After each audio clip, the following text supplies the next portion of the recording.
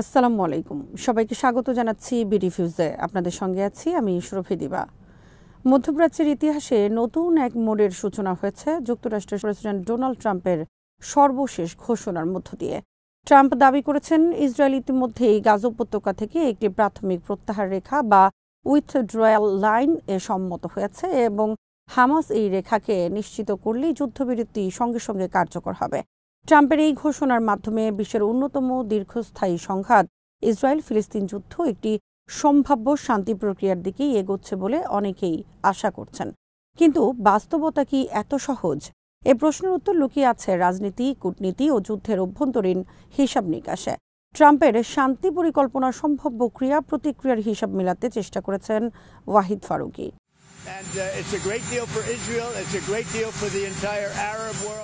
Donald Trump শনিবার নিজের social media platform truth সোশ্যালে লিখেছেন, ইসরায়েল তার ২০ দফা পরিকল্পনার প্রথম ধাপে নির্ধারিত গাজা প্রত্যাহার পরিকল্পনায় সম্মতি দিয়েছে।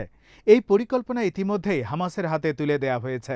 তিনি আরও লিখেছেন, হামাস এই পরিকল্পনা নিশ্চিত করলেই যুদ্ধবিরতি তাৎক্ষণিকভাবে শুরু হবে। এই চুক্তির মধ্যে বন্দী ও বন্দী বিনিময় ধাপও অন্তর্ভুক্ত থাকবে, যা একসঙ্গে মানবিক ও রাজনৈতিক সংকটের অবসানে ভূমিকা রাখবে। ট্রাম্প একে শুধু একটি রাজনৈতিক চুক্তি নয়, বরং তিনি হাজার বছরের বিপর্যয়ের অবসান আখ্যা দিয়েছেন। তার ভাষায় এই প্রক্রিয়া ইতিহাসের দীর্ঘতম সংঘাতের সমাপ্তির দিকে নিয়ে যাবে।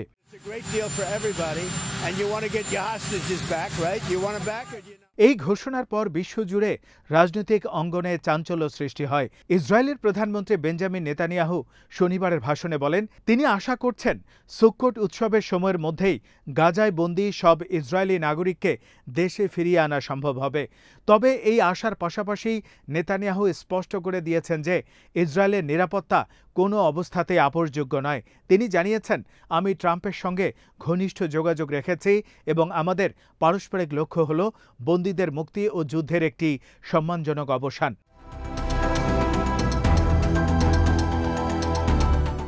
অন্যদিকে ট্রাম্প স্বীকার করেছেন যে তিনি নেতানিয়াহুর উপর তীব্র চাপ প্রয়োগ করেছেন এই পরিকল্পনায় সম্মতি আদায়ের জন্য।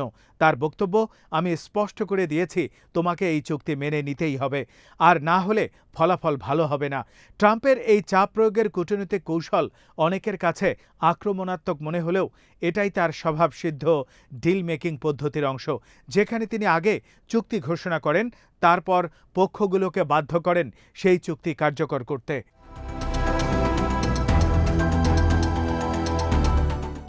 ইসরায়েলি মন্ত্রিসভায় কিন্তু বিষয়টি এত সহজভাবে গৃহীত হয়নি। ন্যাশনাল সিকিউরিটি মন্ত্রী ইতামার বেন গাভির ও অর্থমন্ত্রী বেজালেল স্মোট্রিচ ট্রাম্পের ২০ দফা প্রস্তাবের তীব্র সমালোচনা করে বলেন, এই চুক্তি হামাসকে ক্ষমতায় টিকিয়ে রাখার ঝুঁকি তৈরি করবে। তাদের দাবি, এটি যুদ্ধের সমাপ্তি নয়, বরং হামাসের পুনরুত্থানের সূচনা। ইসরায়েলের দক্ষিণাঞ্চলে বহু নাগরিকও এমন আশঙ্কা প্রকাশ করেছেন যে গাজা থেকে সামরিক প্রত্যাহার শুরু হলে সীমান্ত নিরাপত্তা আরও দুর্বল হয়ে পড়বে।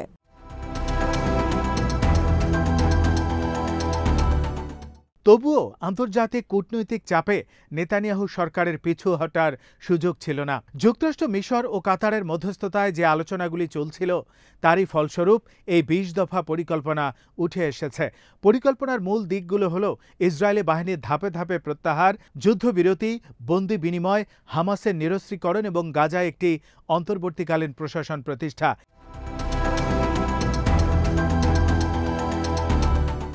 এই প্রশাসন হবে আন্তর্জাতিকভাবে পর্যবেক্ষিত এবং জাতিসংঘ ও আরব লীগের যৌথ তত্ত্বাবধানে পরিচালিত। ট্রাম্পের এই পরিকল্পনাকে অনেকে তুলনা করছেন তার আর্ট অব দ্য ডিল দর্শনের সঙ্গে। ব্যবসায়িক দুনিয়া থেকে রাজনীতিতে আসা ট্রাম্প বহুবার দেখিয়েছেন তিনি আলোচনার টেবিল তৈরি করেন, চুক্তি ঘোষণা করেন, তারপর বিস্তারিত ঠিক করেন। এই পদ্ধতির উদ্দেশ্য হল পক্ষগুলোকে চাপে ফেলা, যাতে তারা আলোচনার বাইরে যেতে না পারে। তার মতে, যখন যুদ্ধ থেকে আর লাভ হচ্ছে না, তখন সেটি থামাতে হবে। যুদ্ধ জেতা যায় অথবা হার মানতে হয়, কিন্তু অচল অবস্থায় পড়ে থাকা চলবে না।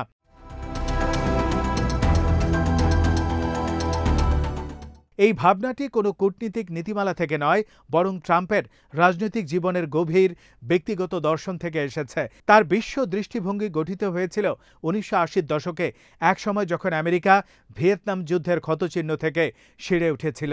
ভিয়েতনামে যেভাবে হাজারো সৈন্য নিখোঁজ হয়েছিল, সেই পৌমিয়া স্মৃতি তখন আমেরিকার জাতীয় মনস্তত্ত্বে গভীর দাগ ফেলে। ট্রাম্প নিজেই সেই সময়ের সিনেমা ও সংবাদে বেড়ে উঠেছেন, যেখানে আমেরিকান বন্দীদের ফিরে পাওয়া লড়াই ছিল এক জাতীয় আবেগ। অনেক বিশ্লেষক মনে করেন, গাজার বন্দীদের মুক্তির প্রতি ট্রাম্পের আগ্রহ সেই পুরনো ভিয়েতনামি ট্রমার প্রতিফলন।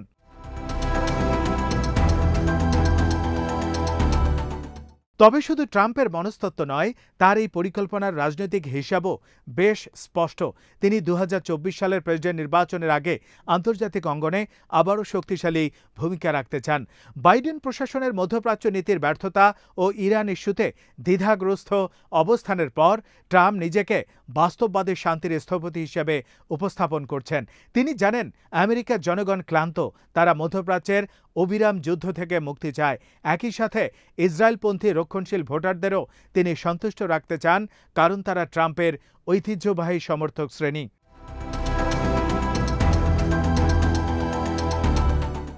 অন্যদিকে হামাস এই প্রস্তাবের বিষয়ে আনুষ্ঠানিকভাবে এখনও কিছুই বলেনি।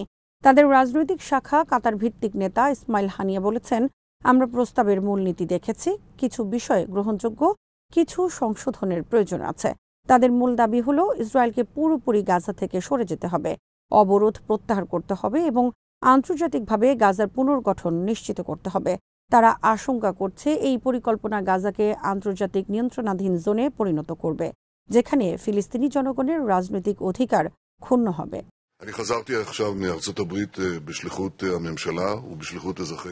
ইসরায়েল ও হামাসের এই পরস্পর বিরোধী অবস্থানের মধ্যেই ট্রাম্পের পরিকল্পনা টিকে থাকবে কিনা সেটি বড় প্রশ্ন। অতীতে অসংখ্য শান্তি প্রক্রিয়া ব্যর্থ হয়ে গেছে। 1993 সালে অসলো চুক্তি, 2007 সালের আনাপোলিস কনফারেন্স কিংবা 2020 সালের আব্রাহাম অ্যাকর্ড, সবকটি কোনো না কোনো পর্যায়ে ব্যর্থতার মুখ দেখেছে। কারণ একটাই, পারস্পরিক অবিশ্বাস। ইসরায়েল বিশ্বাস করে না যে হামাস অস্ত্র নামাবে, হামাস বিশ্বাস করে না ইসরায়েল গাজা ছাড়বে। এই পারস্পরিক সন্দেহেই যে কোনো চুক্তির সবচেয়ে বড় শত্রু।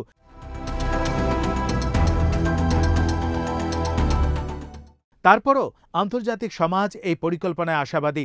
জাতিসংঘ মহাসচিব অ্যান্টনিও গুতেরেস বলেছেন, যদি এই যুদ্ধবিরতি বাস্তবায়িত হয়, এটি মানবতার জন্য আশার আলো হবে। মিশর ও কাতার ইতিমধ্যে যুদ্ধবিরতি পর্যবেক্ষণের জন্য একটি যৌথ কমিটি গঠনের প্রস্তাব দিয়েছে। ইউরোপীয় ইউনিয়নও বলেছে তারা গাজার পুনর্গঠনে সহায়তা করতে প্রস্তুত। তবে এসব কূটনৈতিক আশ্বাসের বাস্তব প্রভাব নির্ভর করছে মাঠের পরিস্থিতির উপর।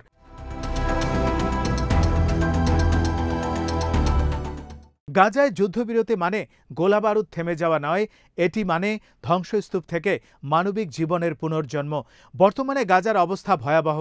হাসপাতাল, স্কুল, বিদ্যুৎ, পানি সরবরাহ সবকিছু প্রায় ভেঙে পড়েছে। লাখ লাখ মানুষ বাস্তুচ্যুত হয়ে অস্থায়ী আশ্রয়ে দিন কাটাচ্ছে। যদি যুদ্ধবিরতি বাস্তব হয়, তাহলে প্রথম কাজ হবে এই মানবিক বিপর্যয় মোকাবেলা করা।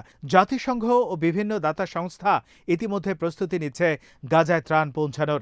তবে নিরাপত্তা নিশ্চিত না হলে এসব উদ্যোগ দীর্ঘস্থায়ী হতে পারবে না।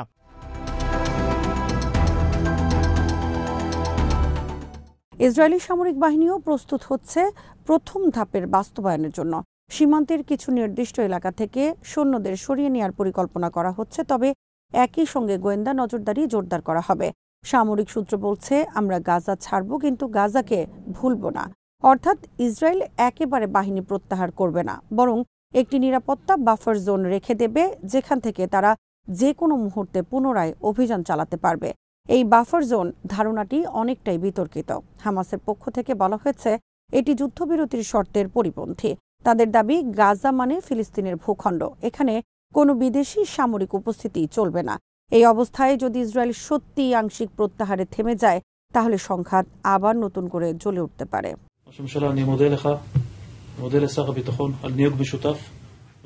অন্যদিকে ইসরায়েলের জন্য যুদ্ধ চালিয়ে যাওয়া এখন আর সহজ নয়। 2 বছরের বেশি সময় ধরে চলা যুদ্ধ অর্থনৈতিকভাবে দেশটিকে দুর্বল করে ফেলেছে। পর্যটন ও বিনিয়োগ খাত প্রায় স্থবির। অভ্যন্তরীণ রাজনৈতিক অস্থিরতা, নেতৃত্বে আস্থা সংকট এবং আন্তর্জাতিক সমালোচনা সব মিলে নেতানিয়াহুর উপর প্রচণ্ড চাপ তৈরি করেছে। যুদ্ধবিরতি যদি তাকে সাময়িকভাবে এই চাপ থেকে রেহাই দেয়, তবে সেটি তার জন্য রাজনৈতিক সাফল্য হবে।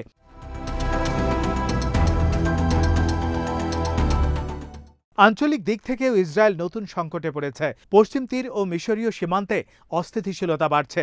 সাম্প্রতিক মাসগুলোতে পশ্চিম তীরে ছোট ছোট সশস্ত্র গোষ্ঠী সক্রিয় হয়ে উঠেছে। তারা স্থানীয়ভাবে অস্ত্র তৈরি ও চোরাচালানের মাধ্যমে সশস্ত্র আন্দোলন পুনরুজ্জীবিত করার চেষ্টা করছে। একই সঙ্গে মিশরীয় সীমান্ত দিয়ে অস্ত্র ও ড্রোনের যন্ত্রাংশ পাচার বাড়ছে। এই দুই ফ্রন্টের নিয়ন্ত্রণ হারালে ইসরায়েলের নিরাপত্তা আরও জটিল হয়ে উঠবে। তাই গাজা থেকে সরে আসার সিদ্ধান্ত একদিকে যুদ্ধবিরতির পথে অগ্রগতি হলেও অন্যদিকে এটি ইসরায়েল সীমান্ত নিরাপত্তায় নতুন চ্যালেঞ্জ তৈরি করবে।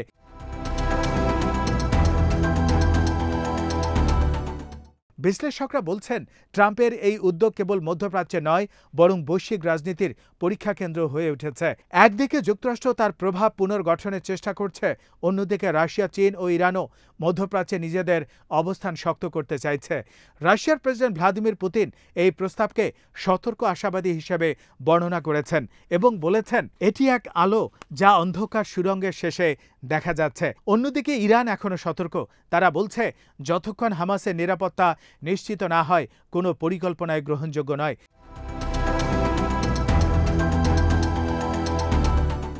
ফলে দেখা যাচ্ছে, ট্রাম্পের ঘোষণার পরও মাঠের বাস্তবতা অত্যন্ত জটিল।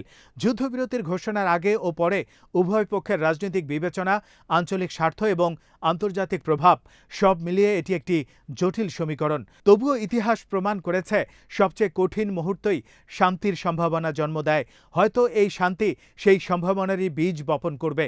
তবে বাস্তবায়নের পথে যেগুলো বাধা রয়েছে তা উপেক্ষা করা যাবে না।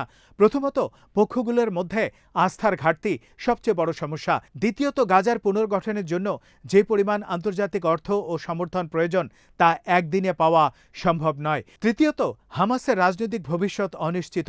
তাদের নেতৃত্ব বা সামরিক শাখা কি শান্তি প্রক্রিয়া মেনে চলবে, নাকি অভ্যন্তরীণ বিভাজন সৃষ্টি হবে?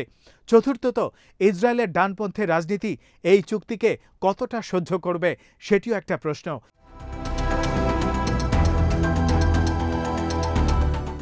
তবুও ইতিহাসের গতিধারা প্রমাণ করে, যুদ্ধের ক্লান্তি একসময় পক্ষগুলোকে আলোচনায় টেনে আনে। প্রথম বিশ্বযুদ্ধেও উভয় পক্ষ জানত তারা কিছুই জিতছে না, তবুও লড়াই চলেছিল বছরের পর বছর। যদি 1914 সালের শরতেই কেউ যুদ্ধ থামাতে পারত, তাহলে লক্ষ লক্ষ প্রাণ বেঁচে যেত। ট্রাম্প হয়তো সেই ইতিহাসের শিক্ষা নিয়ে বলছেন, এখনই সময় যুদ্ধ থামানোর। Wanting this war to end and seeing peace in the Middle East. এই পরিকল্পনা সফল হলে গাজা নতুন অধ্যায়ে প্রবেশ করবে, একটি বিধ্বস্ত ভূমি থেকে উঠে দাঁড়াবে পুনর্গঠনের পথে। তবে ব্যর্থ হলে এটি পরিণত হবে আরও বড় বিপর্যয়ে, যেখানে মানুষের বিশ্বাস, মানবতা ও শান্তির ধারণাই ক্ষতবিক্ষত হবে। এখন পুরো বিশ্ব তাকিয়ে আছে, হামাস কি এই রেখায় সম্মতি দেবে? ইসরায়েল কি তার প্রতিশ্রুতি রক্ষা করবে? আর ট্রাম্প কি সত্যি তার আর্ট অফ দ্য ডিল দিয়ে মধ্যপ্রাচ্যের ইতিহাসে নতুন অধ্যায় লিখতে পারবেন? সম্ভবত আগামী কয়েকদিনেই এর উত্তর মিলবে। কিন্তু একটি বিষয় স্পষ্ট, এই যুদ্ধবিরতি যদি সত্যি বাস্তবায়িত হয়, তবে সেটি শুধু গাজার নয়, পুরো বিশ্বের জন্য হবে শান্তির এক বিরল মুহূর্ত। 3000 বছরের সংঘাতের মাটিতে হয়তো তখন একটু আশার সবুজ দেখা যাবে। আজ এখানেই শেষ করছি। সবাই ভালো থাকুন, সুস্থ থাকুন আর দেখতে থাকুন বিডি ভিউজ। চ্যানেলটি ভালো লাগলে সাবস্ক্রাইব করুন। সংযুক্ত থাকুন আমাদের ফেসবুক পেজে। আল্লাহ হাফেজ।